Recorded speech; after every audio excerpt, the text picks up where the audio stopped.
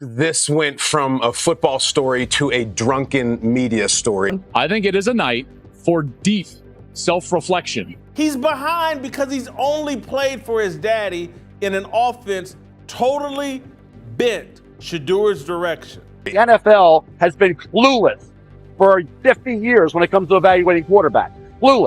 And Shedeur took the field in the second half for the Browns. And as you can see here on FS1, it was a bit of a poop show in the final preseason game for Shedeur Sanders. He was an unmitigated disaster in the second half. He was 3 for 6 for 14 yards. He got sacked 5 times. That's the story that refuses to go away. 5 sacks in less than a half of football. You don't see that often in the NFL, and you certainly don't see it from a rookie quarterback who just weeks ago was being sold as the face of a franchise. But that was the reality for Shedeur Sanders in the preseason finale against the Rams. And it gets worse. He was sacked, as you can see, running for his life 5 times for minus 41 yards. So if you're keeping track at home, Rachel and I had more net passing yards than Shedeur Sanders did on Saturday night. A night that was supposed to be about sealing his spot, quieting the doubters, and proving he belonged turned into a night of hesitation, pressure, and bruises. A 24-yard sack. Let that sink in. 24 yards lost on a single play. A quarterback drifting backward, trying to make something happen, but instead unraveling under the weight of an NFL pass rush. The offensive line for Cleveland did not play well. It's a simple TE game up top, which means a tackle in twist. Shedeur is already getting out of the pocket. And the whispers that followed weren't whispers anymore. They became questions, they became storylines, they became headlines.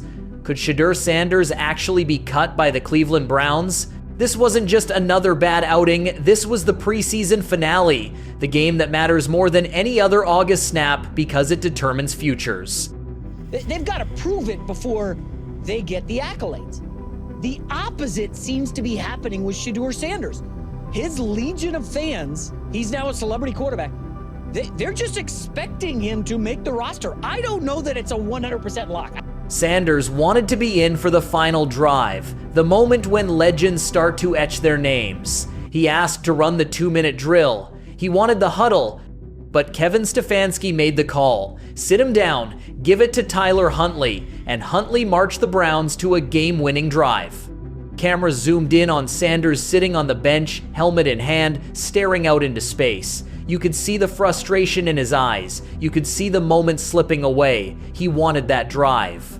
If I could go back and do anything, I mean, it's always everything in life if you had that chance, but we don't have the luxury to travel back in time. As a kid, I want to go back and do things differently. So overall, of course, you wish you can, but in the battle of the moment, in the heat of the battle, you want to be that alpha, you want to be that dog, you want to be out there in that final 2-minute drive. He needed that drive. Instead, the chance was gone, and the conversation about him shifted dramatically in real time. It didn't take long for analysts to pounce. Derek Carr, Pro Bowl quarterback turned commentator, went online and asked the question everyone was thinking. He tweeted, "I need to understand why we don't get to see Shedeur Sanders run this 2-minute drill. Wouldn't you want to see your young QB operate in this situation, get him more reps for the future? I didn't see the whole game, so maybe he already showed enough. Help me understand this." The questioning of Stefanski continued during his press conference availability on Sunday. Why wouldn't you want to see your rookie quarterback in that moment? What better test could you have? What better way to see if the kid can handle the spotlight than to give him the ball with the game on the line? Instead, they gave it to a journeyman, and that's where the word sabotage started to creep in. Fans noticed the offensive line in front of Sanders was barely NFL caliber. Backups, fringe guys. Pro Football Focus had a number that was staggering. Shedeur's average time to throw was 5.13 seconds Saturday night. That's an eternity for a quarterback. Players who wouldn't even make the roster. And here's the kicker, 4 of those linemen were cut less than 24 hours later. 4 of them. So Shedeur Sanders, the rookie quarterback with the brightest spotlight, was asked to survive behind a wall the team itself didn't even believe in. And now the Cleveland legend Joe Thomas steps in and doesn't sugarcoat it. He says he saw old habits. He saw Sanders drifting in the pocket. He saw him compounding problems instead of solving them. The kind of habits that haunted him in college. The kind of habits that scouts said needed to be cleaned up before he could ever thrive in the NFL. That critique wasn't subtle. It was sharp. It was a warning. It was a reminder that one great debut game doesn't erase flaws that follow you from campus to the pros. Stefanski tried to calm the noise. He said he's committed to Sanders' development, that he treats him like every other rookie, that there's no conspiracy, no setup, no sabotage. But words don't change optics. And the optics are clear. One game, he looked like a natural. 2 touchdowns, clean mechanics, confidence in every throw. The next game, he looked lost, drowning behind pressure, unable to escape. And so the question became simple: which version is real? Because this is the NFL, and the NFL doesn't care about your name, doesn't care about your brand, doesn't care about your father's legacy. The NFL cares about whether you can survive the rush, read the coverage, deliver the football, and right now Shedeur Sanders is being evaluated not on what he could become, but on what he put on tape. And the tape is inconsistent. That leads us to the cold reality. The Browns aren't going to carry 4 quarterbacks into the season. That's not how this works. Joe Flacco is the starter. Dillon Gabriel has carved out the backup spot with steady play and trust from the coaching staff. That leaves Shedeur Sanders sitting at QB3. And that's not a comfortable place to be when you were supposed to be the future. The math doesn't add up. Someone has to go. And unless the Browns are willing to risk losing him to waivers, Sanders is in the danger zone. Waivers. That's where this story turns from football to chaos. Because waivers are a second draft. Every team that passed on him in April suddenly gets another shot, but this time it's different. This time there's blood in the water, this time there's hype, there's controversy, there's a fan base chanting his name. Imagine the Raiders getting him, imagine the Cowboys, imagine the Patriots. Imagine any team that wants to send a message. If Sanders hits waivers, he doesn't vanish, he doesn't disappear, he becomes the hottest story in the league. That's what makes the Browns situation so volatile. Keep him, and you're holding on to a player who might not be ready, who might not help you win games in 2025.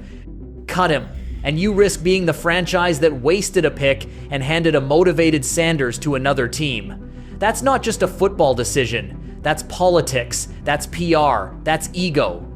And while all of this swirls, Sanders is out there posting workout clips, staying polished in interviews, talking like a man who belongs. He says he expects to make the roster.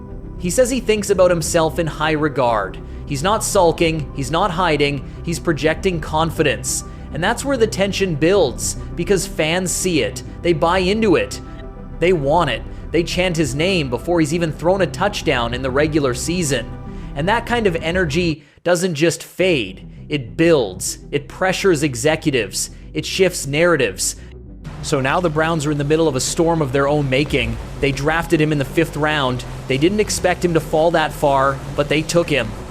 And now they're stuck with a decision no one wants to make. Do you keep the kid and eat the growing pains, or do you risk losing him and living with the headlines that follow? It's a no-win situation. Because make no mistake, if Sanders is cut, it will be personal. Every team that passed on him will have film of him getting sacked 5 times, sure, but they'll also have film of him throwing darts in his debut, commanding the huddle, flashing the charisma and confidence that made him a college star. And if even one general manager says, "We believe Sanders is gone," and suddenly the Browns are the fools who let him walk. That's the razor's edge he's walking right now.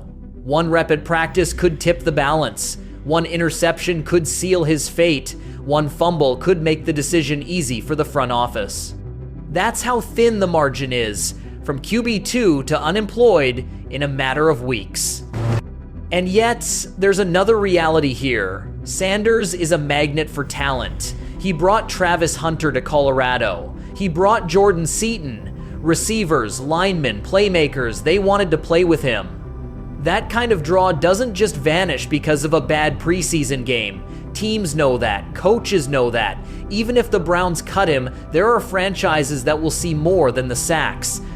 They'll see the upside, they'll see the brand, they'll see the leadership, and they'll pounce. So what happens now? That's the question haunting Cleveland. If Sanders survives the cut, he'll be sitting third string, waiting for his chance. If Flacco's age shows, if Gabriel falters, if injuries hit, he might get his shot. If not, he might spend the season holding a clipboard. But if the Browns decide he's not worth the roster spot, if they try to sneak him onto the practice squad, the story explodes. Because waivers don't forgive, waivers don't hide, waivers expose. And one claim is all it takes. But here's the thing. If Shedeur Sanders survives, if he keeps fighting, if he turns the whispers into applause, this story isn't finished, it's just beginning. Because the NFL may want to humble him, but in trying to, they might have created the exact monster they feared. And if he gets another chance, whether it's in Cleveland or somewhere else, the league may regret ever doubting him